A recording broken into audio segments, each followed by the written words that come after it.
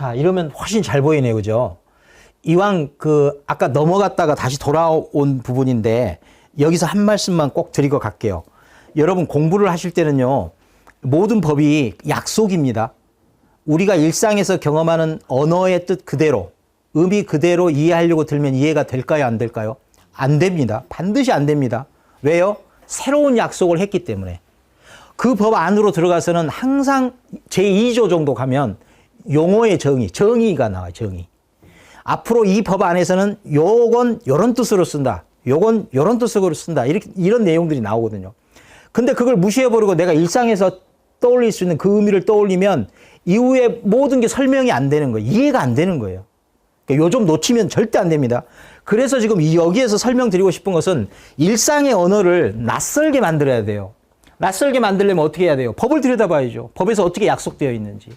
그거 놓치면 엉킵니다, 이제. 그림도 막 섞이고. 안 그려져요. 예. 그런 점들 놓치지 마시고. 이 그림을 제가 왜 특별히 그렸냐면, 보통 토지 그러면 땅이지. 건물 그러면 집이지. 이러지 않습니까? 근데 여기 보시면 나라에서 부동산 가격 공시제도가 이렇게 공시가 될 때 토지 얘기하고 주택 얘기하고 건물 얘기를 해요. 딴 얘기는 안 해요. 또 왜 또 토지 얘기하고 건물 얘기하면 되지 주택을 따로 얘기하냐 그 말이에요. 이 대목도 놓치지 않으면 여러분은 이 가격 공시 제도와 관련해서 애울 게 세 가지가 있다라는 것에 주목을 할 수가 없어요. 그것부터가 기억이 안 돼요. 그래서 일상 언어를 낯설게 할 필요가 있다. 지금 토지, 건물, 주택. 우리 대한민국에서 이 셋으로 나누는 데는 이유가 있다. 주택은 항상 어떻게 거리가 돼요? 건물과 토지가 묶음으로 거리가 되잖아요. 그래서 주택 가격은 특별해요. 그래서 따로 묶어서 안내 공시를 한다는 거죠.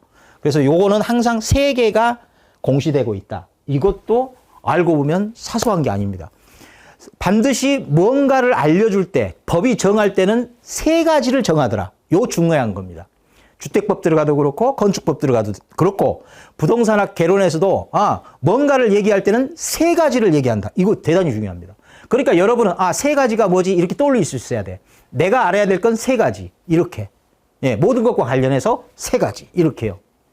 이거 가지고 이 컨셉 가지고 있는 사람하고 가지고 있지 못한 사람하고 공부의 내용이 다르고 진도가 달라요. 예. 경험해 보시면 알아요. 예. 남녀간에 연애를 해도 좋은 추억으로 떠오르는 관계는 원래 그 관계가 좋았던 관계잖아요. 뒤늦게라도 알아차리는 관계면 좋은 사람이었던 거잖아요. 그렇죠? 그래서 이러고 그러시죠. 요거 일단은 먼저 살짝 워밍업 차원에서 요거 말씀드리면 여러분 부동산학 개론 가면 그 안에 계산 문제가 한 10문제 정도 나와요. 40문제 중에 10문제 정도가 계산 문제 나오는데 여러분 계산기 쓸 수 있는 건 공학용도 쓸 수가 있는데 공학용까지는 쓸 필요가 없고 가장 간단한 쌀집 계산기라고 하는 거 있죠? 저 좌측에 보면 저런 종류의 계산기가 필요한 거예요. 근데 여러분이 계산기 다루려면 나의 도구인데 이 손하고 익숙해져야 되잖아요. 그 익숙해지는 과정이 쉽지가 않아요, 또. 계산은 둘째 치고 계산기가 문제가 되는 거예요. 그러니까 이것들을 D-2, 3개월 전까지 여러분이 익숙하게 내 손에 익혀놔야 된다는 거죠. 그 일을 누구와 함께? 저와 함께. 예. 그래서 어떤 주에는 계산기만 두들기고 있을 거야. 이런 문제는 이런 순서 두들기면 답이 뻥 터진다 이런 식으로요. 예. 그래서 지금 제 광고하는 거예요. 그리고 디자인 중요시하고 스타일리시한 분들은 이런 계산기 따로 팔아요. 제가 이 제품 선전하는 게 아니고 저한테 있어서 찍은 겁니다. 그래서 저기가 겹쳐져서 보이는 게 좀 안타깝긴 한데 제가 그 QR코드 아까 드린 거 들어가면 그 애니메이션으로 생생하게 나타나는데 간단한 거 사칙연산 계산기로 계산해 보세요. 안 되는 분들이 태반이에요. 네, 안 되는 분이. 그런데 저 밑에 저당상수인지 연금의 미래가치인지 R 들어가는 복잡한 식이 있거든요. 저거 계산기로 두드리라면 저거 두들길 수 있겠어요? 쉽지가 않지. 그런데 저 계산기 두들기는 것에 익숙해지면 자신이 생겨요. 부동산학 개론 해볼 만한 게 하겠는데 이렇게 된다고. 그 늘 나오는 계산 문제, 선호 문제는 걷더니 건질 수가 있어요. 왜? 너무 뻔한 절차대로 계산기 이 물건이니까 누르는 순서가 이 감각으로 이렇게 익혀져 있다고요. 그럼 보면은 뭐 먼저 누르고 뭐 먼저 누르면 답이 뻥 이런 식으로 된다는 거죠. 제가 뭐 약장사 같습니까? 실제로 경험해 보면 알아요. 사실 여러분 저 어기 0이 몇 개입니까? 저기 나왔네. 몇 개예요? 8개죠? 1000만은 그러면 7개겠네요. 근데 사실 그 일상에서요. 1000만이 0이 몇 개야 그러면 1, 10, 100, 1000만 이렇게 세고 있어요. 그죠? 맞죠? 근데 1000이 몇 개예요? 만은요? 만. 1000만. 1000만은 몇 개예요? 7개. 100만은요? 100만. 몇 개요? 6개. 10만은요? 10만. 느낌이 금방 오죠? 이 느낌 가지고 계산기 누르기 시작하면 계산기 누르는 게 즐거움이에요. 그리고 계산기에는 요런 친절한 것들이 숨어 있단 말이에요. 여기 보시면 공 2개짜리 있죠? 1000만이면 2개짜리 누르고 하나 누르면 셋 됐죠? 만. 1000만. 금방 1000만을 눌러요. 근데 보통은 어떻게 누르냐면 하나 누르고 1, 10, 100, 1000만 뭐 이런 식으로 간단 말이에요. 그러면 그거 누르는 동안에 시간은 다 가고 그 계산 문제 하나 풀기도 하겠지만 푸는 동안 3, 4문제 날리는 거예요. 그것도 확실하게 풀 수 있는 문제를. 그러니까 이 계산기 연습이 이제 할 때는 유치해 보여도 실제로 시험장에 가서 진짜로 필요한 거 그거예요. 제가 그걸 드리겠다 그거예요. 진짜 필요한 거. 이거 연습시키는 사람 없어요. 적어도 대한민국에는 없어요. 왜냐하면 이거 시키자니 그렇고 안 시키자니 그렇고 그렇거든요. 근데 연습하고 나면 좋죠. 일상에서도 좋지.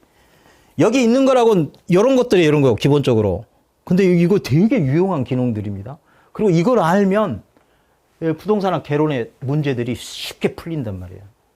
여기까지만. 이거 진짜로 하려면 요것만 가지고도 1년, 1년이 아니라 일주가 걸리고 일주도 부족해요. 이제 익힌 거 가지고 계속 연습을 해봐야지.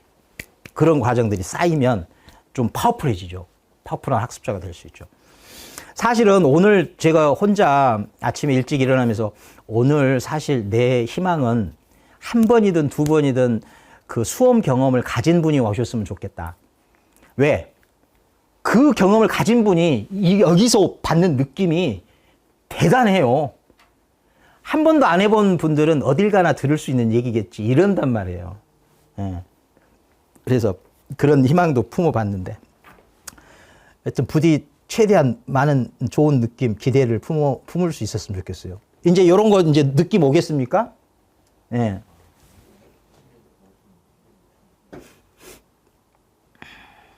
그리고 1000만 다음, 1000만은 이렇게 하지만 억은 또 뭐야, 억은. 그죠? 억은 그냥 억장 무너지게 그러잖아요. 그 8개라고 그 1000만 다음으로 이해하면 되겠죠, 뭐. 그렇게 하시고, 사실 요 사칙연산 부호도 이게 사소한 것 같아도 그 느껴야, 아까 파헤친다 그랬죠. 이 꾹꾹 눌러가면서 느낀다 그랬죠. 그게 필요한 몇 가지가 있어요. 곱하기는 이렇게 곱하기하고 플러스의 느낌 차이가 다릅니다. 곱하기는 이런 거예요. 여기 있으면 내가 더하는 건 이렇게 가는 거예요. 그 사람 여기 있어요. 내가 더해지는 거야. 근데 곱하기는요. 이 사람을 내가 갖고 노는 거예요. 2개 되라, 3개 되라, 5개 되라. 느낌 다르죠? 이 느낌이 필요하다는 거예요. 그리고 나누기 느낌 한번 느껴보실래요? 나누는데 1보다 큰 걸로 쪼개려고 나누기를 해. 그러면 커져요? 작아져요? 1보다 큰 걸로 쪼개면 2이든 3으로 쪼갤 거 아니에요. 그럼 저기 있는 게 더 낱낱이 쪼개지겠지. 작아지는 거죠. 근데 1보다 작은 놈이 쪼개려고 해. 그럼 거꾸로 쟤가 어떻게 돼요? 커져버려요. 2를 0.5로 곱하면 1이 되죠. 2를 0.5로 나누면 커져버려요. 이 느낌. 이 느낌 갖고 있는 분하고 안 갖고 있는 분하고 다르다니까요. 계산기 누르는 그게. 예. 제가 괜히 이뻐 보이라고 치장한 게 아니고요. 분수, 숫자. 여러분, 퍼센테이지가 숫자로 바꾸면 어떻게 표현이 돼요? 퍼센트. 제발, 시간 없습니다. 아니, 숫자로. 이 퍼센트라는 이 부호, 기호를 숫자로 표현하면. 이것 봐요. 이게 기본이 느낌으로 안 오는 거야. 그냥 지금 이것조차도 여러분 머릿속에서는 피상적으로 지금 경험되어서 쌓여 있는 거예요. 이거요, 100분의 1이에요. 알고 계셨죠? 보세요. 질문하는 방식에 따라서 답이 안 나오는 거예요. 100분의 1, 진짜 애우기 힘들면, 여기 1하고 공 있잖아요. 100이에요, 이거 100. 예, 100분의 1. 이렇게라도 애우게 해드려. 예, 느낌 오게. 100분의 1이라는 건 또 뭡니까, 그러면? 100분의 1이라는 건. 100개로 분리, 쪼개서, 그중 하나. 이런 뜻이에요. 100분의 1. 이 느낌. 여기 10분의 1이 있습니다. 이 뭐예요? 이 파이 전체가 1이죠. 뭐가 됐든 전체는 1. 퍼센테이지로 보면 100. 이거를 쪼개. 몇 개로? 10개로. 쪼갰죠, 지금. 그 중에 한 조각. 10분의 1. 이렇게 되는 거죠. 그러니까 이 느낌대로 숫자를 느끼셔야 돼. 예컨대 그렇습니다. 저거 가지고도 할 얘기가 많은데, 자, 이제 조금 구체적인 내용, 부동산학 개론으로 가면요, 여러분을 매번 괴롭히는, 넘었다 싶어도 여전히 산인, 그런 개념이 있는데, 그게 수요 공급, 그리고 그와 관련된 탄력성 문제가 자꾸 괴롭힌단 말이죠. 그래서 또 애워요. 그것도 애우는 방식을 또 알려줘요. 학원에서. 그럼 그걸 애워. 근데 그거 다 어디다 씁니까? 시험 볼 때는 막상 쓸모가 없는데. 여러분, 일단은요, 수요 공급은 아십니까? 수요는 뭐예요? 필요로 하는 거죠. 공급은 제공하는 거죠. 근데 가격이 올라갈수록 더 많아지는 건 뭐예요? 가격이 올라가요. 수요가 많아져요? 공급이 많아져요? 공급이 많아지겠죠. 가격이 오르니까 많이 팔고자 내놓을 거 아닙니까? 가격이 내려가면 커지는 게 뭐예요? 수요. 그렇죠. 쌀 때 살려고 할 거 아니에요. 근데 그 느낌을 읽으시라는 거야, 그래프에서. 애우지 말고. 애울 때 이렇게 해요. 공급, 수요, 이렇게 애워요. 심지어 공급은 여기 기억에 있으니까 이렇게 올라가니까 공급. 또 수요는 여기다 해놓고 D자 쓰고 수요. 이런 식으로 하는데, 이렇게 해가지고 느낌이 그 다음으로 이어져서 심오한 내용을 이해할 수 있겠어요? 안 돼요. 그러니까 어떻게 해야 되느냐. 일단 이 그래프는요, 가격 부분을 보시고 가격이 내려갈 때 자꾸 저쪽으로 가려고 하는 그래프가 있어요. 켜지려고. 가격이 내려가는데 커지는 거 뭐 있어요? 빨간 수요. 이거 조심해야 되겠네. 느낌 오세요? 가격이 내려가면 안 팔고 싶잖아요. 내려가요. 가격이 내려가면서 자꾸 요 수요량이 이쪽으로 줄어드는 거. 요게 이제 공급 느낌인 거죠. 이것도 두세 번 하면은 이제 좀 익숙해져야 되고, 처음 저에게 들은 거 가지고는 충분하지는 않아요. 다만, 이런 거 나중에 깊은 설명을 들으려면, 이 점이라는 것이 뭐고, 이 점이 모이면 선이 되죠. 선이 모이면 뭐가 돼요? 면적. 이것도 아주 기본 중에 기본이야. 근데 이거를 머릿속에 품고 가슴에 품고 공부를 해 나가는 학습자하고, 이거 다 던져버리고 그냥 그 시체와 같은 문자들을 이렇게 경험하는 사람하고 같겠습니까? 느낌이? 벌써 공부하는 맛도 달라요. 그러니까 그런 모든 것들을, 느낌을 던져버리고 공부하는 분들은 시간이 갈수록 눈이 감기고 고통스럽고 자리를 뜨고 싶고 다시는 그 자리에 앉고 싶지 않고, 오로지 나를 버티는 건 인내심. 이렇게 된단 말이에요. 그러면 공부는 기쁨이 아니라 슬픔. 그런데 이런 것들을 자꾸 느낌 가지고 더 느껴 이렇게 가다 보면은 질문이라는 게 생기고, 질문이 생기면 찾아보고 싶고, 그 자리에 빨리 가서 다시 책을 열어보고 싶고, 이렇게 되는 겁니다. 누가 시키지 않아도 달려가게 돼 있는 공부가 되는 거예요. 제가 참고로 아까 작은 글씨라 안 보였겠지만 교육학 전공자입니다. 교육학 중에서도 교육 철학 전공했어요. 그러니까 부동산학을 정통으로 전공하지 않은 거지만 사실은 이 학습과 관련된 그래도 나름 전문가예요. 예. 그리고 저도 공부를 또 한참 해보고 심지어 이 공인중개사 공부까지 지금 해봤으니까 이 이야기가 가능한 거 아니겠어요? 예. 아까 그런 것들이 그래서 나오는 거고. 그러니까 저보고 부동산학 비전문가라고 무시하지 마세요. 무시받지 않을 이유가 충분히 있습니다. 자, 다른 거 한번 볼까요? 탄력성 얘기는 해드려야 돼. 저기 탄력성 나오는데 말 그대로 탄력성이 뭐예요? 휘청청 탄력적이라고 할 때 그 탄력성이죠. 자, 가격이 오르락 내리락 변합니다. 거기에 따라서 휘청청 움직여. 탄력성이 큰 거예요, 작은 거예요? 큰 거죠. 가격이 조금 움직이는데 변화하는 게 엄청나. 이 탄력성 큰 거예요, 작은 거예요? 큰 거죠. 그러니까 탄력적이라는 게 이거 아니에요? 이 허리가 탄력적이면 이렇게 되는 거 아니에요? 허리가 비탄력적이면 뻣뻣하죠. 수요도 탄력적이면 가격이 조금만 건드려도 확 휘는 거예요. 공급이 탄력적이면 가격이 조금만 휘청거려도 공급이 꽝꽝 변화를 토해내는 거죠. 이 느낌을 가지셔야 된다는 거예요. 애우는 게 아니고. 그러면서 탄력성은 기울기다, 기울기의 절대값이다 이러고 애워놓고 아무 느낌 없이 그러고 지내는 거예요. 그거 가지고 시험 보러 가는 거예요.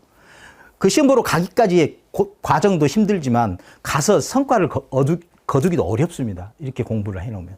그렇겠죠. 예. 이런 느낌 매우 중요하고요. 탄력성이라는 것도 일단은 느낌부터 받아라. 그리고 그 느낌에 해당하는 거 공식이 있으면 공식 애우면 되고, 예. 그러면 되는 겁니다. 아까 말했던 거, 이런 것도 막 애워라! 그러고 애우는 코드를 줘요. 우리 대한민국 수도권 안에 있는 유명 학원의 모 강사, 대표 마스터 강사라고 하는 분인데, 누구라고는 정확히 찝지는 않겠습니다. 그분이 애우라고 주는 암기 코드도 있어요. 뭐, 수탄수, 공탄발, 뭐 이런 식으로 애우라는 게 있는데, 제가 보기에는 그거 가지고 하니까 오답이 많이 나오대요. 수험생들이 그거 애워서 처리할 때 오답이 많이 나오더라고요. 왜? 헷갈리니까. 수탄수, 공탄발은 수요가 탄력적이면 수렴한다. 뭐 공급이 탄력적이면 발산한다. 이러는 거거든요. 물론 거미집 모형이 도대체 뭔데요? 이렇게 물으면 제가 설명을 해드리죠. 거미집 모형이라는 것은 시험에는 그냥 바로 치고 나오는데 거미집처럼 생긴 모형이 있어요. 근데 그 모형이 왜 나왔냐면 참 길어져 버리네. 요거까지 그래도 하고 갈게요. 거미집 모형이 왜 나오냐면 가격이 움직이면 수요와 공급은 원래 금방금방 민감하게 움직여요. 탄력적이든 비탄력적이든 그래도 움직여요. 완전 비탄력적이지 않는 한. 그런데 어떤 생산품과 관련해서는 가격이 올랐는데도 바로 이 공급해내지 못하는 종류의 생산품들이 있어요. 그런데 농산물 같은 거. 가격이 오른다고 그의 농사가 뭐 늘어나는 거 아니잖아요. 올해 가격이 오르면 내년에 공급을 막 토해낸단 말이에요. 이런 시차가 있어서 묘한 수요와 공급이 균형점을 찾아가다 보면은 묘한 그 균형점이 그리는 그림이 있어요. 그 그림이 거미집 모형을 하고 있대요. 근데 그게 요렇게 해서 더 발산해 가는 게 있고, 요렇게 해서 이렇게 수렴하는 게 있어요. 그거 애우자는 거예요. 근데 나중에 가면 수험생 치고 이게 뭔데 그러는데 왜 이게 나오는지 조차도 몰라요. 수탄수, 공탄발 이러고만 있어요.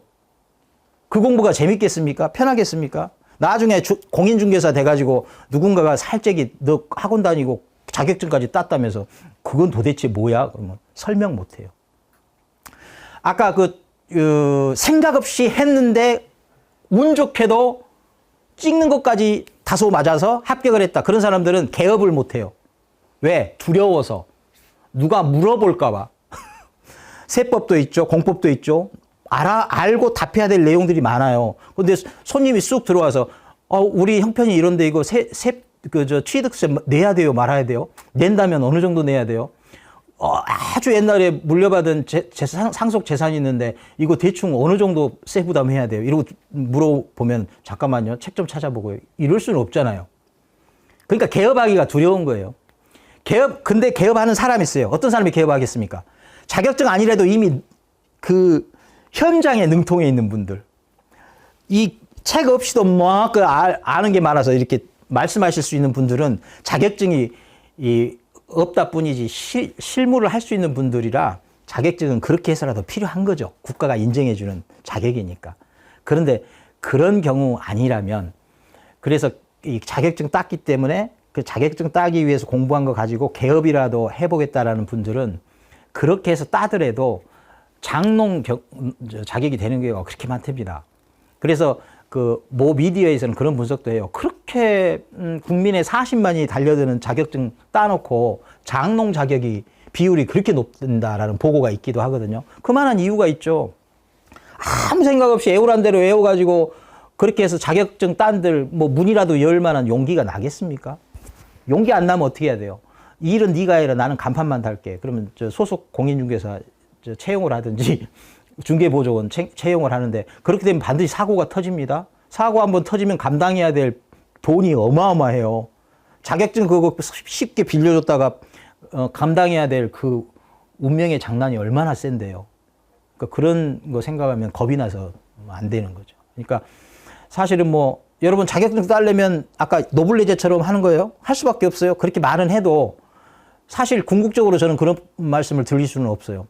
그렇게라도 자격증 따십시오. 이렇게 말하기는 좀 힘들어요. 근데 노블레제 비슷하게 하긴 하는데 다른 방식이 있다. 그 얘기를 지금 해드리고 싶은 거예요. 밭 깔기, 이 땅 파기를 애초에 많이 해놓고 나중에 2, 3개월을 노블리제처럼 아는 건 아는 거고 모르는 건 모르는, 까보니까 내가 아는 건 이거야. 깔려고 하는데 안 까져. 그럼 정리 딱 끝났어. 그러면 깐 것만 가지고 드립밥 2, 3개월 파야 된다는 거예요. 올인해야 된다는 거예요. 아니, 더 이상 파지는 말고. 파면 안 돼, 그때 가서. 예. 막 그때 가서 기본서 펼쳐가지고, 이거 내가 왜 모르고 있었지. 그러면 새삼 어려워져요. 그럼 필패. 그러니까 그 전에 밥 깔아야 된다. 캐내야 된다. 요 얘기를 하는데 시간은 자꾸 가네요. 이제 여튼, 그런데 요것도요, 이렇게 따로 정리를 해 놓으면 시험장 가서 2번, 3번 여기 변환을 안 시켜봐도 딱 이거면 딱 답이 나오는 방식이 따로 있다는 거예요. 그러니까 D-2, 3개월이 되기 전에 이거를 머릿속에 담고 자꾸 시험 문제 연습을 하다 보면 금방금방 나와요. 그러면 바로바로 문제를 A에서 B로 내든 B에서 A로 내든 그냥 답이 나오는 거야. 이렇게 되지 않으면 1분 안에 시험 문제 못 푼다는 거예요. 예. 이렇게 하면 이러니까 여기다 기울기니까 절대값 씌우고 핵에서 얼마 나와서 뭐가 더 크니까 수렴형이야 발산형이야. 그래갖고 되겠습니까? 게임 안 돼요. 승산 없어요. 그래서 다른 방식이 있는데 이런 방식도 있다. 설명드리려고 하면 지금 현실적으로 물리적으로 어려우니까 이건 건너뛸게요.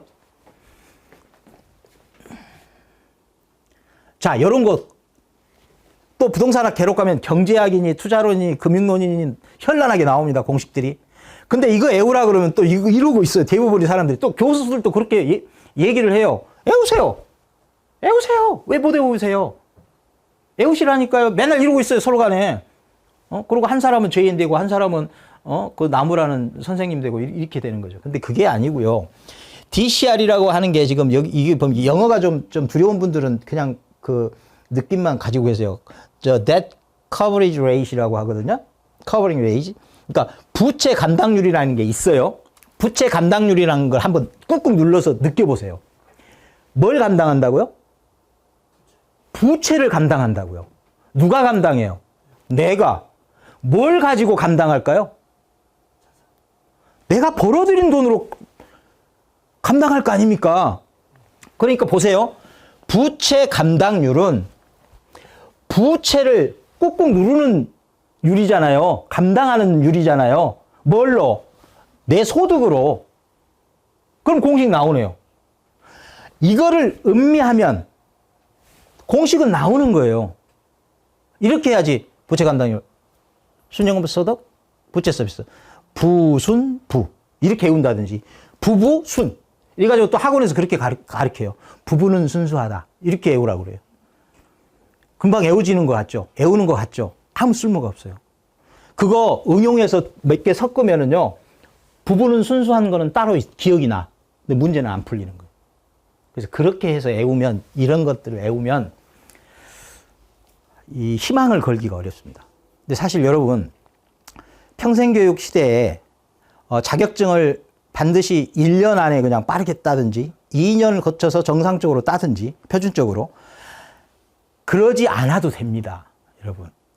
급한 마음 애초부터 가져가지고 급한 마음으로 접근해서 급하게 공부하다 보면 사실은 오히려 4년이 거슬릴 수도 있어요. 5년도 지난번 1차 때 오셨습니다. 예. 근데 마음을 애초에 좀 느긋하게 가시고 이렇게 정통의 방식으로 요 효율적인 방식으로 접근을 하면 처음은 조금 더딘 느낌이 있을지 몰라도 가속도가 팍팍 붙어요. 이 느낌이 좋잖아요. 그런데 요것이 나에게는 조금 시간이 더 소요가 되어서 아마 다른 사람들은 동차해야 하지만 나는 그래도 뭐 표준적인 2년 만에 끝날 수 있겠다. 그러면 하는 거고. 또 해보니까, 공법 안에 들어가 보니까 이게 여기 6개 법이 또 있는 거야. 이거는 정상적인 방법으로는 1년 안에 안 되겠구나 하면 또 조금 여유 가지고 하는 건데, 말 나온 김에 말씀드릴게요. 혹여 여러분 이제 도전을 하면 1, 2차 동시에 할 수도 있고, 올해는 1차만 하려 할 수도 있는데, 1차만 하는 방식은 절대 취하지 마십시오. 그거는 2차 때 떨어지게 돼 있어요. 그러면 더 슬퍼. 예. 어떻게 해야 되냐면, 반드시 최소한 공법이라도 함께 붙여서 오래 해야 돼요. 그렇게 시작을 하셔야 돼요. 왜냐? 공법에서요, 이 개론적으로 시험이 나와요. 1차 때. 근데 그 나오는 게 너무너무 쉬운 거야. 원래 공포스러운 공법인데, 이 공법에서 개론적으로 나오는 이 시험 문제는 매우 쉬워요. 아까 기본적인 도시지역이니 뭐니 그런 거밖에 안 나와요.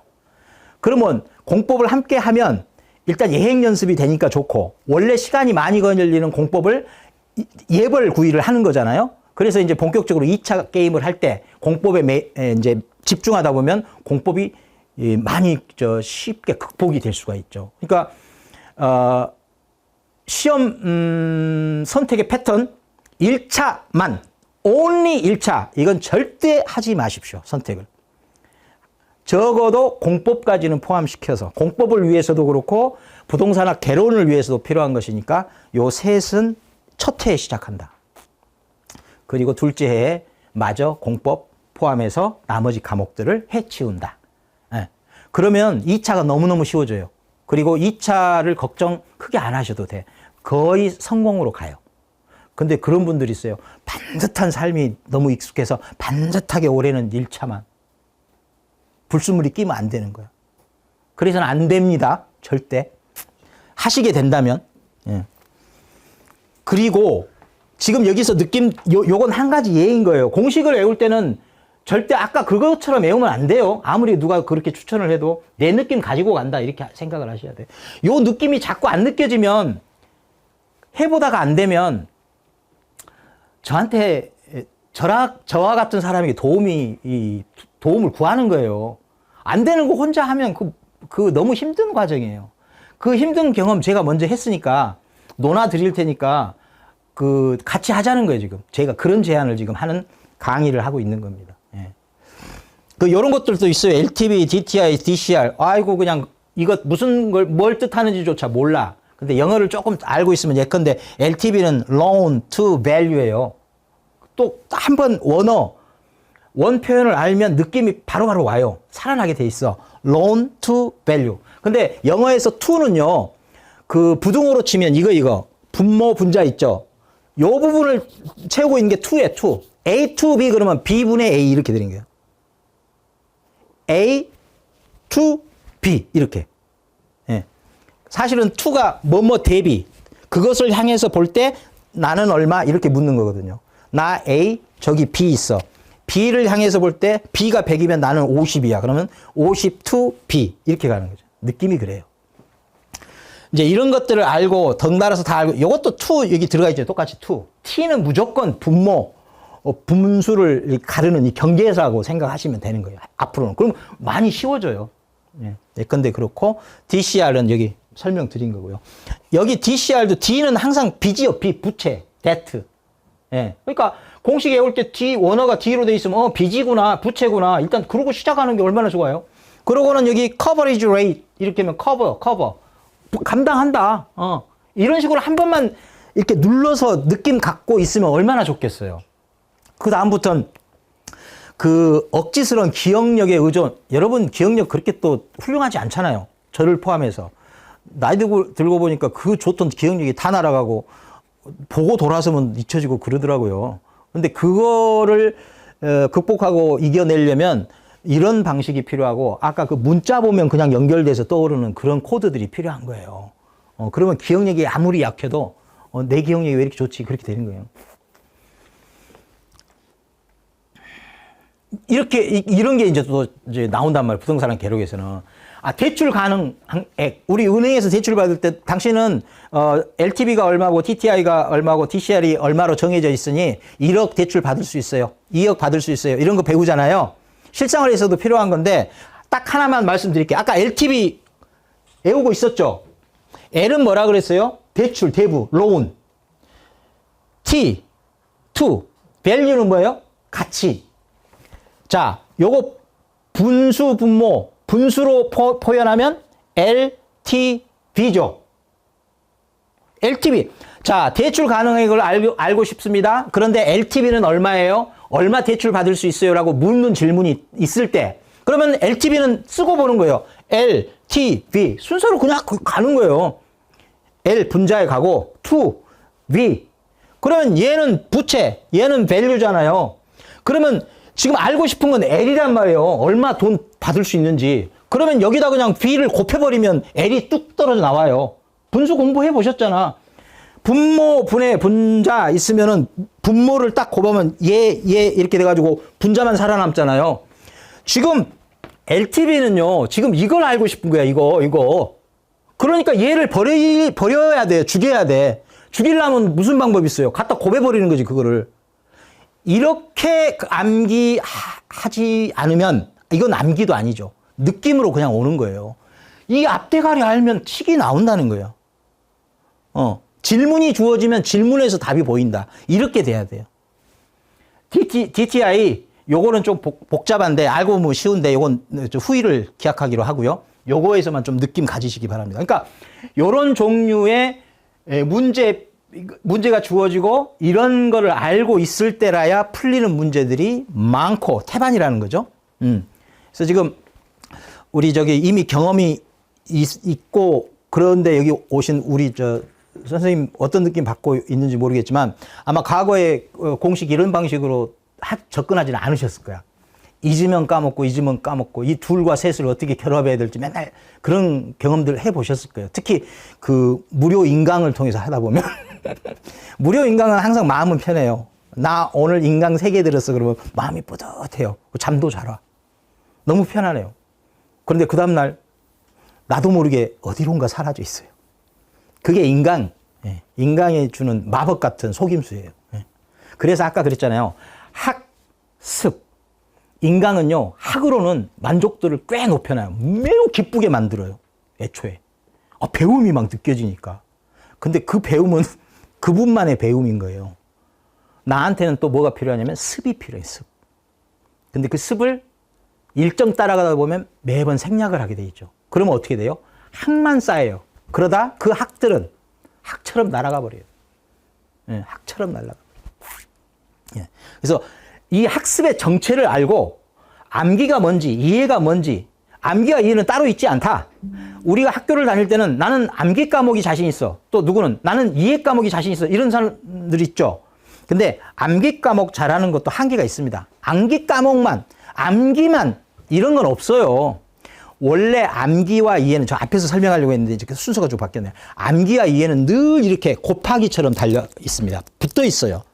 그래서 암기 그 암기 내용이 많아지면 이해력이 커지고 이해력이 커져 있으면 암기도 잘 돼요. 이런 구조인 거지 따로따로 있지 않습니다. 그리고 여러분 그 이해를 너무 학습 현장에서 강조하다 보니까 암기를 무시하는데요. 암기 무시하면 안 돼요, 절대. 암기는 이해의 결과물입니다. 근데 보통 사람들은 암기 without 이해, understanding 이래가지고 그 이해 없이도 암기만으로 어떻게 되는 게 있는가 착각을 하는데 그 착각의 가장 전형적인 예가 뭐예요? 앞대가리 따서 외우는 거. 그거는 늘 혼자 따로 도망가 버립니다. 내 마음속에서도 따로 놀아요. 그것 때문에 뭔가가 떠오르거나 하는 건 없어요, 솔직히 말해서. 그것도 앞대가리 딸 때는 전략이 필요해요. 스토리가 있게 앞대가리를 따야 되는데 그냥 기계적으로 외워갖고는 절대 도움이 안 되죠. 아무리 앞대가리를 따도 그래도 좀 기억 또는 상기에 도움이 되는 방식이라는 게 있다. 그걸 해야 된다. 그 말씀 꼭 드리고 싶어요. 이런 거 보십시오. 이런 공식들이 있어요. 현란하죠? 밑에 또 더 한 발 나가가지고 요즘은 저기 출제 문제가 좀 난이도가 높아져가지고 밑에 공식이 또 필요한 겁니다. 이런 거 나중에 다 보내드립니다. 예. 이런 것들도 해치우는 방식이 깔끔하게 있어요. 깔끔하게. 진짜 있어요? 있어요. 그런데 여러분 여기서 진짜 중요한 것은 여러분은 여기에 주목해요. 여기에 주목하고 그러다 속아요. 근데 여러분이 먼저 들여다봐야 표가 있을 때는요. 표 가로 행에 뭐가 있는지 열에 뭐가 있는지부터 살피셔야 됩니다. 그리고 그 뜻이 뭔지를 알아야 요 외우는 것들이 거기 가서 달라붙을 거 아닙니까? 근데 요게 생략돼 버려요. 그래서 이상하게 꼬여요 이게. 그러다 보면 내 머릿속도 혼탁해지고 괴로워지죠. 그러면 느낌만 남아요. 복잡한 거, 현란한 거 이렇게. 그래서는 안 된다는 것이니까 주목해. 이런 것들은 후위를 도모하기로 하고요. 예컨대 이런 것조차도 느낌으로 눌러가면서 거두어 놓으면 나중에 한 건에 몰아서 쥐고 시험장으로 갈 수 있다. 이 말씀은 드리고 싶어요. 네. 이거 아주 뭐 골머리 썩히게 하는 원리금, 원금, 균등 상환 뭐 이런 것들 해도 잊혀지고 안 해도 마찬가지고 해도 마찬가지고 이런 종류의 공부 내용이 있어요. 해보신 분들은 금방 느낌 올 거예요. 대표적입니다. 제가 엑셀 가지고 한 가지 10억 대출 받았을 때 원리금 균등하고 원금 균등이 어떤 차이가 있는지를 실제로 그 수치로 그려본 거예요. 근데 여러분 이 수치의 현란함에 놀아나서는 안 됩니다. 제가 실제로 이제 시간이 조금만 더 주어지면은 이런 문제에 대한 접근은 어떻게 해야 되는지를 설명드릴 수 있겠는데 일단 기본적인 건 이겁니다. 원리금하고 원금 이 차이를 아셔야 돼. 원금은 원래 빌린 돈이죠. 원리금은요. 그 빌린 돈에 이자 붙인 거죠. 그러니까 원금과 원리금은 한자 차이죠. 그렇기 때문에 여러분은 리자 하나 가지고 무슨 차이가 있어 그러고 접근한다고요. 엄청난 차이인데도 불구하고. 근데 이 작은 차이지만 문자로는 작은 차이지만 이 문자적 작은 차이를 큰 차이로 느낌으로 꾹꾹 누르면서 접근하면 마음에 오래 남죠. 기억에 오래 남죠. 이 느낌을 가지셔야 되고 원리금 균등에서 우리가 찾아내야 될 것은 원금을 꼭 물어보니까 원금을 찾아낼 수 있어야 돼요. 원금 균등에서 우리가 찾아내야 될 것은 꼭 원리금을 물어보니까 원리금을 찾아내야 되거든요. 그러면 이런 문제가 나오면 일단 원금 균등 상환은 원금 주어져요. 원금 균등이니까 다 똑같이 n분의 1로 쪼개놨겠죠. 정해졌어. 그럼 원금 정해지면 여기에 원리금 여기 한번 보십시오. 여기 저당상수라고 해서 아까 현란한 식 중에 하나 있었거든요. 요게 뭘 결과치로 내놓냐면 100만 원을 빌렸어. 2년 동안에 갚으려고 해요. 그러면 원금과 이자를 똑같이 나눠서 갚으려고 해. 그때 그 똑같이 나눴을 때 그 액수, 그 금액이 얼마인지를 계산해 내는 공식이 뭐예요? 저당상수예요. 그러니까 저당 잡힌 돈에 매번 항상 들여넣어 갚아야 될 그 값을 구하는 수, 저당상수. 낯설지 않죠. 느껴보면 낯설지 않게 돼요. 이런 식으로 하시라는 거예요. 여튼 그래가지고 원리금을 찾아내면 여기서부터 이제 시작인 거야. 이건 공식이고. 그래놓고 원리금 찾아내면 첫 해 이자는 주어지고 원리금이 주어졌으니 이자 빼면 나머지가 원금이다. 이런 흐름으로 가는 거예요. 이 큰 흐름을 이렇게 표현하는 거죠. 이 큰 원금은 아까 말씀드렸어요. 간단해. 저게 더 복잡하지. 흐름은 이렇게 돼요. 원리금에서 시작하면 원금이 나와요. 원금에서 시작하면 원리금이 나와요. 이런 방식이라는 거예요.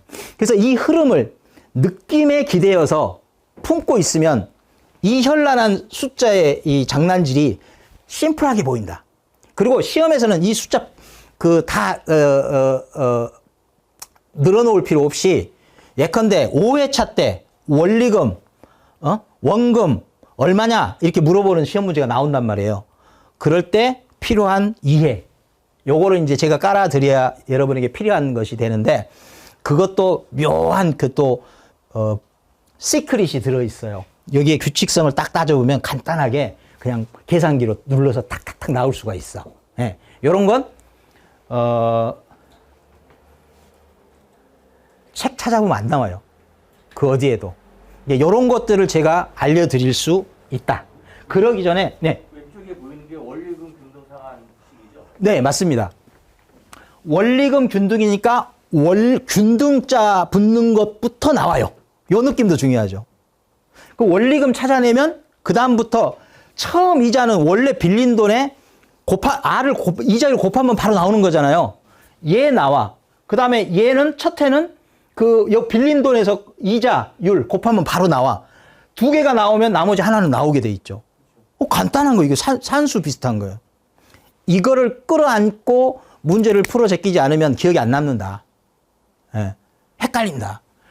이거 원금은 원래 빌린 돈에서 이거 10년 동안이니까 10으로 나눈 게 공 하나 줄었잖아요. 원금 나오면 첫 해 이자는 정해지게 돼 있어요. 빌린 돈에다가 R 곱하면 되잖아요. 그리고 둘을 더하면 원리금이 나오죠. 둘을 더하면.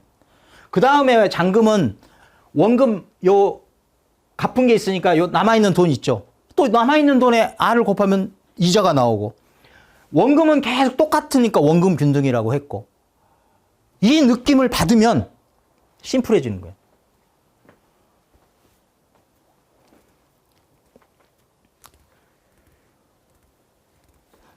사실 전화 되니까 이렇게 알려드려요. 이거 백날 어디 가서 들어봐요. 그래프나 그리고 앉아있지. 잘난 척 잠깐. 지금 이런 거 가지고 제가 지금 여러분을 꼬시고 있는 거예요. 소위 다른 표현으로 낚시질. 근데 여러분, 이 낚시질을 피해가는 게 축복인지, 낚시질 당하는 게 축복인지는 나중에 가면 알아요, 여러분. 잠깐 약장사 했습니다. 이 민법에 가면, 민법 어렵다고들 하죠. 그렇지 않습니다. 혀를 찌르면요, 간단해져, 모든 게. 무너져, 그냥. 골리앗, 다윗. 아까 다윗 얘기 하셨잖아요.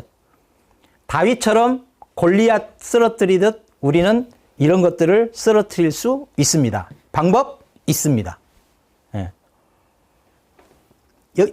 보통 여러분 책 들여다보면요, 이쪽부터 그려져 있든가 아예 그냥 이런 표 형식이 아닌 경우가 많아요.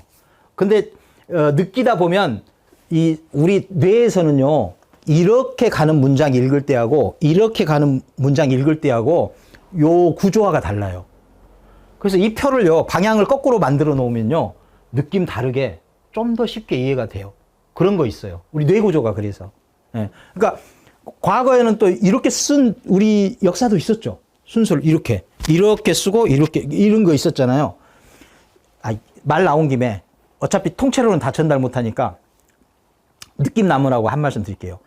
영어 리스닝이 잘 안 되잖아요. 그런 분들은 10중 8구 들으면서 그 안에서 문장을 쓰는데 이런 방향으로 써요. 그건 영어의 사고방식이 안 맞아요. 그래서 리스닝이 안 되는 거예요. 영어가 리스닝이 되려면요, 안 그리는 게 제일 좋은데, 그리려면 이렇게 그려야 돼요, 문장을. 그래야 적당히 가고 다시 돌아오거든요, 이렇게. 근데 이렇게 그리면요, 그리다 보면 계속 가요, 내 머리 안에서. 그러다가 못 따라가요. 안 들려. 이게 이쪽으로 가는 거나 이쪽으로 가는 거나 제일 짧은 게 뭐예요? 점이에요, 점.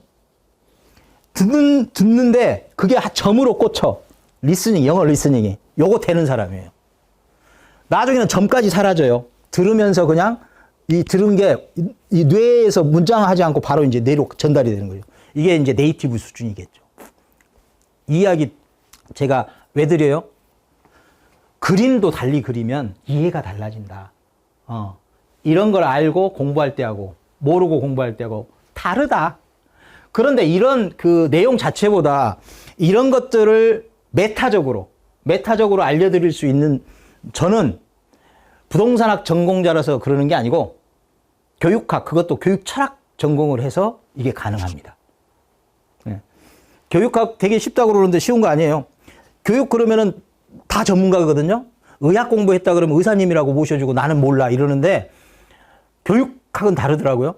교육? 이미 나가 다 알고 있어서 이래요. 근데 그렇지 않습니다. 교육학만큼 종합적이고 심오한 학문 없습니다. 또 학문 장사한다. 근데 안 팔립니다. 왜 그래요? 뻔한 것 같고. 또 특히 교육 철학은 강단에 서기도 힘들어요, 요즘. 왜? 팩과, 예, 이런 거 많이 돼버렸잖아요. 요즘 필요한 것들 다 이런 자격증 획득 과정 필요로 하지 뭐 교육 철학 듣고 싶어요. 이런 분들 별로 없잖아요. 세상이 그렇게 바뀌어버렸으니까. 저도 사실은 교육 철학 공부하고 왜 여기 와서 이 강의 하겠어요. 그나마 접목을 해본 게 이런 결과치가 나온 거죠. 개인적인 얘기인 것 같지만 순전히 개인적인 얘기는 아닌 걸로 이해해 주십시오. 채권 물권 얘기 민법에서 많이 나옵니다. 채권이 뭐예요? 물권이 뭐예요? 이 감각 없이 민법 공부 백날 해보십시오. 쌓이는 게 아무것도 없어요. 그 민법의 그 목차도 이 구분에 입각해서 돼 있는 거예요. 대표적으로 또 채권과 물권 구분 안 하면 입주권이 뭔지 분양권이 뭔지 최종적으로 이해가 안 돼요. 늘 접하는 표현들인데 끝까지 이해가 안 돼. 자격증 따고도 설명을 못 해요. 채권은 뭐예요? 권리인데 사람 멱살 잡는 게 채권이에요. 물권은요, 사람 필요 없어요. 이 물건에 내 권리 갖는 거예요. 사람 찾아가서 주장질 할 필요 없어요. 내놓으라고 할 필요 없어요. 왜? 이 물건하고 나하고 다이렉트로 연결이 돼 있거든요. 법적으로. 그게 물권이에요. 채권은 사람 찾아가야 돼. 내놔. 이래. 이 차이 느낌으로 오십니까? 이 차이 없이 공부하는 분하고 이씨 공부하는 분하고는 천양지차다. 이거를 이제 입주권하고 분양권하고 두 개의 접목을 시켜서 적용을 해보면 이 입주권이 이해가 환하게 되고 분양권이 또 이해가 환하게 돼요. 근데 대부분 여러분이 어딜 가나 앞으로 이제 공인중개사 자격 달라고 어느 학원이든 가고 뭐 인터넷 강의라도 듣고 그러실 거 아니에요. 무료든 유료든. 그러면 이런 것들요 대부분 설명이 안 될 뿐만 아니라 설명을 해도 이런 방식으로 안 돼요. 그냥 여러분은 이해하기 힘들 거예요. 그러고 시험 볼 때는 그냥 이런 기준으로 하세요. 이런 식으로 해서 마무리돼 버립니다. 대부분이. 그러니 답답하죠. 공부할 때 답답하지. 이해 안 되는데 쌓아놓으래. 머릿속에 기억해놓으래. 가슴에 품고 있으래. 왜? 시험에 꼭 나오니까. 이런단 말이에요. 그런데 제가 생각하기에 여러분에게 필요한 것은 꼭 나온다는 말이 아니라 그렇기 때문에 어떻게 그것을 내 것으로 만들 것인지. 그게 중요한 거 아니겠습니까? 이왕 나온 김에 입주권, 분양권 그 일상에서도 필요한데 설명 마저 드려버릴까요? 입주권은요, 내 땅 주고 되찾는 권리예요. 입주권. 야, 내 거 줬으니까 내 거 내놔. 대신 더 좋은 걸로 내놔. 땅은 좀 줄여도 괜찮아. 그게 입주권이에요. 그게 입주권은 뭐예요? 물권이야. 그건 원래 내 거였어. 내 거 가져갔잖아, 토지. 내 거 토지 가져갔으니까 입주할 수 있는 권리 줘. 근데 이거 네 거 주는 거 아니잖아. 내 거 원래 되돌려 받는 거거든? 물권이 물권. 분양권은요, 집 지어놨어. 돈 받고 나눠준대, 판대. 쫄쫄쫄 가서. 추천받아. 당첨됐어. 그때 받는 게 분양권이잖아요. 분양권 받았어. 그러면 그 권리는 어떤 권리예요? 집 지어져 있지가 않으니까. 앞으로 집 지으면 네 책임지고 나한테 줘야 돼? 이렇게 사람한테 주장질을 하는 거예요. 그 채권이에요. 이 근본적인 차이를 느끼지 않고 백날 외워봐요. 그게 길게 가겠나? 안 되지.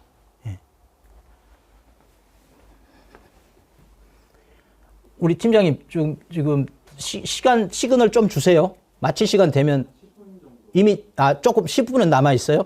다행이네요.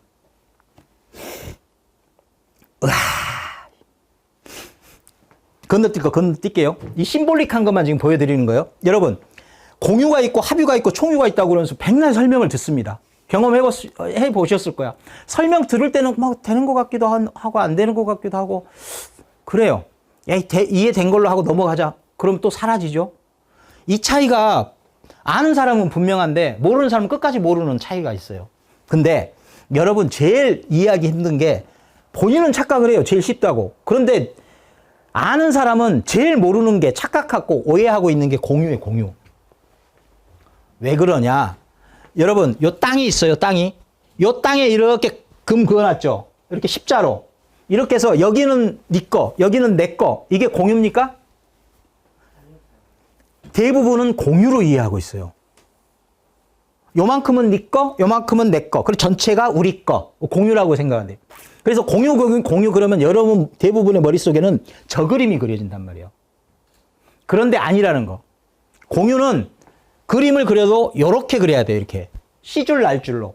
그러니까 공유라는 것은 이렇게 나눠 갖는 게 아니라는 걸 아셔야 돼요. 공유는 전체를 요만큼은 너, 마저 요만큼은 나. 요 전체는 얼마일까요? 100. 전체를 20만큼은 네 거, 나머지 80만큼은 내 거.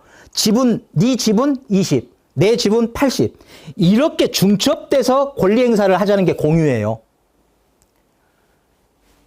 이렇게 옆으로 갈라서 여기 20%네 거, 여기 80%내 거. 이거 공유 아닙니다. 이 그림만 알아도 민법이 태반이 이해가 잘 안 되던 게 이해가 되기 시작해요. 그리고 공유물 분할이라는 것도 나오는데 그 말이 무슨 뜻이에요? 아니 나눠져 있는데 뭘 또 분할이야? 이럴 수 있잖아요. 이런 게 공유니까 분할이 필요하죠. 느낌 옵니까? 이 느낌이 있을 때 문장이 읽혀요. 그 말이 왜 또 필요한지. 그래서 그리고 합의와 총유는 나중에 마저 혼자서도 쉽게 이해할 수 있어요. 공유만 혼동이 없으면 됩니다.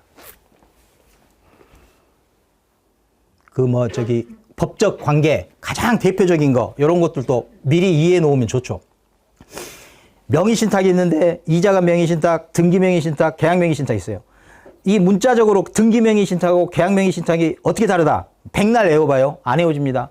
왜? 문자적으로 보면 다 똑같잖아요. 이런 차이를 느끼고 꾹꾹 눌러야 돼요. 당장 말하자면 그러니까 주목하고 누르라는 거예요. 등기명의 여기는요.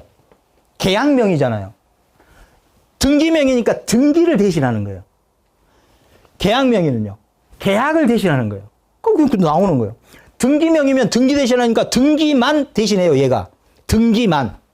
계약은 사는 행위하고 등기까지 다 한다는 거예요. 그러니까 매매, 등기 합한 거를 대신을 하면 계약명의신탁.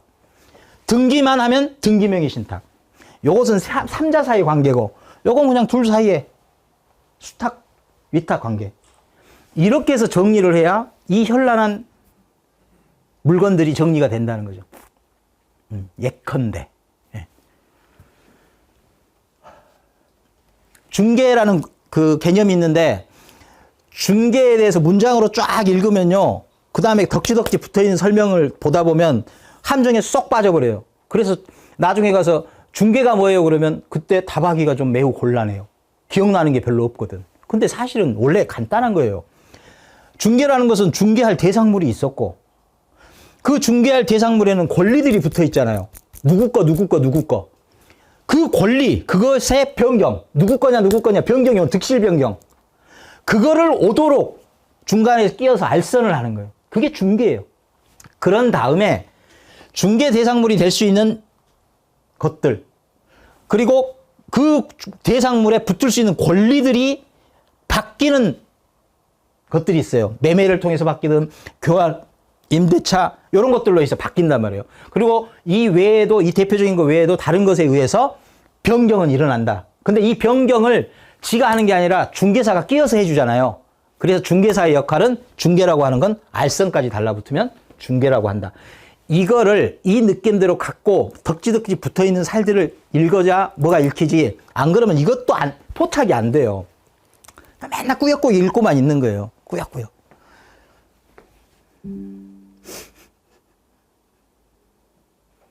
이런 것들도 저기 중개사법에 가면은 그러니까 지금 제가 이 모아놓은 것들은 어떤 것들이냐면 그 과목에 대표적으로 사람을 괴롭히는 물건들이에요. 이것들이. 그러면서 시험 보고도 모르겠다고 하는 거고 재수 삼수를 하고도 모르겠다고 하는 게 이런 것들이라는 거예요. 그런데 지금 제가 적어도 그것들을 무너뜨리는 방식, 깨부시는 방식, 혀를 찌르는 방식을 지금 알고 있어서 알려드리겠다는 거예요. 이런 것들이 무너지면 나머지는 평지죠. 평지일 뿐만 아니라 갖다 들이대고 쓸 수 있는 칼이기도 해요. 갖다 들이대면 무너지거든요. 예. 이런 것들도 아이고 참 이렇게 정리하고 나니까 제가 스스로 제가 기특해지더라고요. 그런 것들이에요, 이게 지금. 예. 지금 이거 세부적인 것들은 그렇다 치고 혹시 공부하다가 중개사법 들어가자마자 조금만 지나면 중개사무소 개설을 해야 돼. 개설 등록을 해야 되거든요. 그때 너는 안 돼! 라고 말하는 결격사유가 있어요. 그 결격사유가 이렇게 있고 결격사유 중에 뭐 3년 붙는 거, 안 붙는 거 이렇게 해서 정리를 하는 거 이런 것들이 필요한데 이렇게 체계를 잡고 정리해서 꾹꾹 눌러놓지 않으면 다 잊혀져서 사라집니다. 아예 들어오지도 않아요. 뭐 들어와야 들어온 게 사라졌다. 잊었다 그러는데 말이 성립이 안 돼. 왜? 들어온 것부터가 없었으니까. 들여놓기도 힘들어요, 사실은. 이거, 우리 한국 유명 학원의 대표, 중개사법 대표 강사가 이렇게 외우라고 알려주는 거예요, 이거. 아, 이렇게 외우면, 근데 보니까 더 안 외워지겠죠. 정신 없어요. 근데 이런 서비스를 막 해. 그러면 학생들은 당장은 좀 속죠. 아, 저거 하면 애워져. 근데 들여다봐. 그림 이해하기가 더 힘들어. 그런 종류예요. 이게 앞글자 대가리 따는 거하고 비슷한 경우가 많단 말이에요. 그러니까 암기법을 잘못 제공하면 곤란해지는 경우가 많은데 그 중에 하나를 끌어와 봤습니다. 대신 이름은 표시 안 했어요. 근데 저 같으면 이거를 저렇게 정리하면 나중에 못 푸는 문제도 생겨요. 이렇게 정리하면 깔끔합니다 하고 정리해 놓은 게 있단 말이에요. 그 중에 가장 정정하고 변경이라는 게 나오는데 정정, 변경 둘 다 안 되는 게 있고 정정만 되는 게 있고 변경만 되는 게 있고 둘 다 되는 게 있어요. 이렇게 일단 틀을 놓고 이런 것들이 그럴 수밖에 없겠구나. 아니 땅의 번호는 집번이고 사람의 이름이나 주번은 그 사람 당사자 말고는 붙어 다닐 수 없는 것들이잖아요. 뭔가를 특정 짓는 거예요. 특정 짓는 거. 그런 거 정정하나 변경되면 그거 자체가 무효가 돼버리겠죠. 거래에 있어서. 그러니까 절대 안 되는 게 둘 다 정정도 안 되고 변경도 안 되고. 이렇게 이해를 해야지 이렇게 애워갖고 될 일입니까 이게? 아, 그것도 앞대가리 따가지고 이렇게 현란하게 주둥이에는 이게 뭐가 붙어있는지도 모르겠고. 어느 분을 지금 욕하자는 게 아니고 그런 종류의 암기법이 있는데 절대 그거는 사람을 오히려 함정에 빠뜨린다. 무기력한 암기 내용이 된다. 이 말씀을 드리고 싶어서 미안하지만 끌어드렸네요. 예. 그래서 이 둘을 비교시키는 이유는 제가 관종이어서 잘난 체 하려고 하는 게 아니라 학습에는 분명히 두 가지가 있다. 이 말씀을 드리고 싶은 겁니다. 그리고 이런 것들 제가 행정처분이라고 뭐 등록 취소, 등록 취소에도 상대적 등록 취소, 절대적 등록 취소, 어떤 경우에는 보세요. 여기 예컨대 시세에 부당한 영향을 주는 행위를 했어. 누군가가. 그러면 그 근거 법령, 중개사법에 의해서 금지되는 행위이며 어느 교란 행위에 해당하며 처분은 해당 없고 과태료 해당 없고 처벌이 있다면 어느 정도 되고 그 처벌받을 대상은 개업 공인 중개사만 되는지 누구든지 해당이 되는지 그리고 어떤 경우에는 또 포상금 받는 경우 있어요. 이런 것들을 신고하면 포상금 받는 경우는 포상금으로 그리고 결격사유에 혹시 해당하는 게 있으면 결격사유로 해서 칼럼별로 쫙 엑셀을 정리를 했단 말이에요. 이게 막 이렇게 그룹핑 해가지고 챕터별로 막 분산돼서 나온단 말이에요. 중개사법. 굉장히 어렵겠죠. 머릿속이 정리도 안 되겠죠. 한 번이라도 정리해 볼 수도 없어요. 이렇게 해가지고는 안 된다는 거예요. 너무너무 힘드니까 공인중개사 자격 취득 포기하라. 이 말씀을 드리려고 하는 게 아니고 그럼에도 불구하고 도전해볼 방법이 있다. 그 방법은 제가 실제로 엑셀을 오늘 열어서 보이려고 했는데 지금 커지니까 보이네요. 직접 보이지 않아도. 이런 식으로 정리를 해놓은 게 있는데 필요하다면 드리겠습니다. 제가 뭐 고생 저만을 위해서 하나요? 여러분들이 필요할 것 같아요. 필요로 하실 것 같으니까 드릴 거 꼭 요것만 있는 것도 아니에요. 제가 그간에 시간 투여해서 만들어낸 것들이 꽤 있으니까 그것들을 공유할 수 있으면 공유하겠습니다. 이게 이제 하이라이트입니다. 공법의 시작이자 끝, 알파이자 오메가. 행정처의 이 정리를 머릿속에 품지 않고 공법 공부하면은 처음도 어렵고 끝까지 어렵습니다. 근데 여러분 이거 어디 가도 구경 못해요. 아, 정말로. 저를 만나서 지금 구경이라도 하시는 거예요. 이런 겁니다. 공법에 가면 도시군 기본계획, 도시군 관리계획 이런 말들이 나와요. 이 도시군이라고 하는 것이 뭘 말하느냐?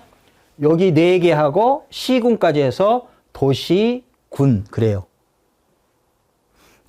도시군. 그럼 몇 개예요? 4개, 2개. 여기 대도시인데 일단 무시하고요. 도 밑에 시하고 군이 있거든요. 그러니까 도시 그러면 일단 특별시, 광역시, 자치시, 자치도는 그냥 거저 들어가는 거예요. 어디나 끼어요. 거기는 상하 구분이 없으니까 다들 지 혼자 다 해먹어요. 자치시장이 다 해먹고 세금도 다 혼자 걷어먹고 자치도도 마찬가지고요. 특별자치도잖아요. 제주도가 그렇잖아요. 근데 경기도 같은 데 가면 어떻게 돼 있어요? 밑에 시가 있고 군이 또 따로 있죠. 근데 규모가 이런 광역시 못지않게 규모가 있잖아요. 그것까지 해서 도는 더 크니까 놔두고 밑으로 살짝 내려와서 4개에다 2개 해서 다 하면 6개죠. 6개가 사실은 요렇게 하면 도시군이 돼요. 그래서 여러분 지금 이렇게 먼저 제가 말씀드리니까 도시군 그러면 되게 편하고 쉬운 거네? 아니요. 이거 설명 아무도 안 해줘요. 도시 가운데 점 찍고 군 이러는데 그 설명을 안 해준다니까요. 왜 가운데 점이 찍혀 있는지. 그래서 여튼 도시군 그러면 공법에서는 딱 6개를 얘기해요. 6개. 요거. 4 플러스 2. 저 앞에 4개. 특, 광, 자시, 자도. 그 다음에 요 도 단위로 오면 시, 군. 요 6개. 그래서 앞으로 무슨 일에 대해서 권한을 갖는 사람이 이 도시, 군, 관리 이 단위의 장이다. 뭐 이렇게 하면 되게 복잡하죠. 이 머릿속에 넣기도 힘들어. 그러면 어떻게 해야 돼요? 6. 이렇게 담기 시작해야 돼요. 그러면 도시군 관리계획이 뭐, 아이씨, 6. 이런 식으로. 그러면서 그 6 하면서 숫자만 떠오르는 게 아니라 사실은 이렇게. 요게 그림이 아예 붙어버리면 매칭이 잘 되는 거죠. 헷갈리게 생긴 게 너무 선명하게 붙어 있는 거야. 내용과 이 도식이. 그러면 공법도 교통정리가 이제 편안하게 되는 겁니다. 한번 느껴보세요. 이거 가지고 공법 공부할 때하고 이거 없이 공법 공부할 때가 달라요. 많은데 너무 간단해요. 이거 늘여놓고 보니까 많은데 이 숫자들이 하나하나 다 그 공법에서 나오는 권한자들, 해당자들 표시하는 그룹이에요, 그룹. 예컨대 도는 도니까 1이고 하나 딸랑 있잖아요. 시군 2에 위 2, 2개니까 시군. 이런 식으로 만드는 거예요. 3은 큰 것 3개예요. 얘네들은 큰 것도 아닌데 큰 거인 척 하거나 큰데 작은 척 하는 부류라 빼고 특광도 이렇게 셋. 이런 느낌으로 묶어두는 거죠. 5 보세요. 5. 시도. 요 4하고 도를 1로 보니까 앞으로 시도 그러면 5 이렇게 가는 거지. 시도 이럴 필요 없다는 거예요. 왜? 다른 것도 현란해가지고 이 그룹핑이 이렇게 이 문자로 이게 구분이 되겠습니까? 그러니까 일단 숫자로 때려놓고 숫자하고 연상을 하자는 게 숫자. 그리고 그 숫자는 숫자만이 아니라 뭐와 연관된다? 요 그림. 이런 식으로 할 수 있다. 그러면 지금 이런 현란한 것들이 문자로만 돼 있을 때하고 숫자로 될 때하고 어떻습니까? 복잡도가. 굉장히 심플해지겠죠. 뭐는 뭐 이런 식으로 가면 되는 거예요. 뭐는 뭐. 그러니까 지금 사실 밑에 깔린 도식만 해도 어떤 암기 체계도에서 제공하는 자료인데 제가 암기를 그거를 코드화해 가지고 붙여보니까 저렇게 정리가 돼요. 근데 저 수로 외우면 훨씬 분명하고 오래가는 방식으로 기억이 되는 거예요. 예. 실제로 그렇더라고요. 아, 네. 조금 10분만 더 할게요. 2시간에서 지금 10분 플러스 된 거예요? 20분 추가된 거예요? 아, 그러면 아쉽지만 지금 한번 보세요. 딱 3분만 주십시오. 이렇게 그 법마다 이제 이게 아까 그 그림이 바탕이 돼서 이 관련 내용마다 이 그림 정리된 걸 가지고 그거는 이겁니다. 그거는 이겁니다. 이렇게 쪼개서 딱 매칭을 시킬 수 있다는 거죠. 느낌이 조금 애매하겠지만 실제로 이렇게 구체적으로 들어가면 이렇게 큰 효과를 볼 수가 있다. 여러모로 쓸 수가 있다. 그리고 심지어 다른 법에 들어가서도 써먹을 수가 있어요. 예컨대 공시법 들어가면 지적소관청 나오거든요. 지적소관청 외우는 것 뭐 이전에 이미 그 지적소관청에 해당하는 것들이 어떤 것들이 있는지 받아들여지기가 힘들어요. 근데 이거 그림에서 지적소관청은 여기서부터 여기까지예요. 여기에요. 여기 이 한마디면 되거든. 그리고 그 그림을 가지고 있으면 지적소관청 그러면 그거 떠올리면 된다는 거죠. 그렇게 가야 된다. 그래야 이 높은 산 골리앗이 쓰러진다. 그리고 국계법도 이렇게 정리를 하면 체계적으로 정리를 해서 옆에 오른쪽 보십시오. 숫자 보이죠? 저 코드로 메모라이징 하면 접근이 쉬워진다. 그리고 심지어 아까 요 표 있었죠? 요 표 옆에다가 세법 공부할 때 국세, 그다음에 지방세 옆에 갖다 붙이면 이 그림으로 다 이렇게 끌어들여서 이해할 수가 있다는 거예요. 이거 따로따로 이거 외우려면 이거 불가능에 가까워요. 그냥 포기야, 포기. 근데 이것뿐만 아니라 여타의 그 복잡한 것까지 요거 정리 잘 해놓으면 이 적용도, 활용도가 매우 높아진다. 이 말씀 드리는 거예요. 그리고 여러분, 자격증을 위해서 조금 궁색하게, 좀 애타게 지금 뭔가를 지금 시작하려고 하는 그 타이밍인데, 제가 지금 드리고 싶은 것은 공인중개사 합격을 위한 학습의 과정은 그것 자체로도 의미가 있지만 그 과정을 잘 겪으면요, 나중에 여러분이 어떤 필요한 공부를 할 때에도 다 이게 이제 적용되고 활용될 만한 무기가 될 수가 있어요. 예. 그래서 아까 말씀드린 건, 가볍게 넘어갈 수 있겠네요. 등등, 이런 것도 이제 정리를 또 골치 아픈 것 중에 하나인데, 또 골치 아플 뿐만 아니라 내용이 많을 뿐만 아니라 관계성을 파악하기 어려운데 이것도 엑셀로 한번 만들어 봤던 거고요. 한 가지, 여기 건축법과 주택법이 또 공법안에 나오는데, 여러분, 건축법과 주택법 둘 사이에 관계를 이해를 못하면 끝까지 건축법 흐트러지고 주택법 흐트러져요. 건축법은 모든 건물에 대한 법이고, 주택법은 그 중에 많은 대량의 주택을 지을 때 필요한 법이에요. 그러니까 주택법은 건축법 중에서 그 안에 들어있는 주거용 건물을 주택이라고 하는 거잖아요. 돋보기로 확대해서 법으로 체계를 구성한 게 주택법인 거예요. 이거 하나 그림 가지고 공부할 때와 안 할 때는 천양지차다. 이 말씀 또 드립니다. 그러니까 제가 왜 이런 것들을 혈찌르기라고 했겠어요. 혈. 한방 가시면 혈을 보는 분들이 병 고치는 때 찾아야 될 게 혈이라고 하지 않아요? 예컨대 이런 것도 있고요. 또 애워도 잊혀진다는 건축 신고에 해당하는 것들 정리를 하자면 좌측으로 정리가 되고, 그거를 마저 암기하는 법들이 있으니 활용하면 의외로 쉬운 것들이다. 또 건축물의 종류를 이렇게 기본서에 책에 들어가면요, 한 10페이지 넘게 돼요. 이거 표로 정리하면 딱 이렇게 정리가 되고, 이거 가지고 소팅하면서 이렇게 비교해 가면서 정리를 하면 그것도 무너진다. 그 골리앗도 무너뜨릴 수 있다. 그 말씀 드리는 거고요. 이런 것도 애울리고 치면은 골치 아픕니다. 그런데 이것도 방법 있다. 지적소관청 아까 말씀드렸죠? 공시법에서 나오는 대표적인 이 골리앗입니다. 골리앗일 뿐만 아니라 사실은 이 골리앗 하나 무너뜨리고 나면 들고 다니면서 쓸 수 있는 무기가 되기 때문에 여러모로 좋죠. 그래서 지난 1차 때 어떤 분 그러더라고요. 아니, 한 사람이 가르쳐도 부족하다는데 선생님은 한 사람이 전부 전 과목을 지금 얘기하는 거냐 그러는데, 할만해요. 왜? 제가 메타 교육 철학, 교육학 전공해서 이게 가능한 거예요. 그리고 필요한 것만 찾아서 알려드리면 됐지, 남들처럼 처음부터 끝까지 같이 가면서 하나만 한 거 가르치고 전부 다 끝까지 혈도 없이 그냥 맹맹하게 가는 것보다는 낫지 않겠어요? 지목, 이렇게 이해하면 참 기억이 오래 남는다. 땅이 있는데 땅의 목적이 뭐냐? 이게 지목인 거예요. 다른 거 없습니다. 이런 거, 지상경계 결정하는 거 등등등. 이것도 진짜 노력게나 한 나의 아름다운 작품인데 설명을 못하고 넘어가네요.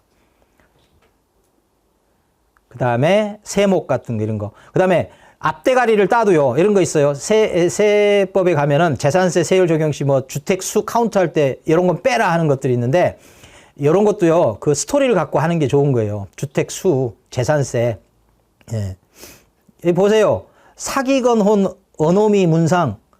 사기친 놈한테 누가 문상 가냐. 이런 스토리를 갖고 지금 대가리를 딴 거예요. 이게 얼른 듣고는 감이 안 올 텐데 이거 굉장한 거 이거. 예. 재산 사기당하면 안 되잖아요. 그러면 사기부터 시작하는 게 사기. 사기 건 혼. 나한테 사기 건 혼이 있을 거 아니에요. 요놈 뒤지면 어느 놈이 문상을 가겠어요. 안 가지. 그러니까 재산세 카운트 뺀다. 그러면 사기친 놈 문상 안 가. 요게 딱 이렇게 스토리로 떠오르면 이거 전체가 애워지죠. 대가리를 따도 이렇게 따는 거예요. 그냥 순서대로 건종, 건국, 육주, 노상혼 이러면 안 된다는 거예요. 골치 아파요. 그러면 사망이에요. 혼이 나가요. 또 뭐 재산세 가면은 이런 것들 뭐 분류해야 되는 거 복잡 현란 다단한데 이런 것도 이렇게 도식화 해보면 심플하게 정리가 되더라. 여기까지 이런 식으로 감옥마다 골리앗이 있다. 그런데 그 골리앗을 한 방에 무너뜨릴 혈들은 있더라. 그리고 그 혈을 무너뜨리면 골리앗과 함께 나의 무기가 될 수 있겠더라. 불행히도 그 자랑하고 싶을 정도로 만들었는데 제가 이것 때문에 처음으로 PPT를 배워서요. 만들어 본 게 이 정도 되면 칭찬할 만하지 않아요? 근데 그거를 딱 보여줄 수 있었으면 더 좋았을 텐데 안타깝게도 이렇게 좀 입체적이지 못하게 애니메이션이 생략된 가운데 그리고 매우 급하게 이렇게 오늘 하루 강의를 마쳤네요. 여러분 고생이 많으셨고요. 그림으로라도 커피 한 잔 하시기 바랍니다. 감사합니다. 네.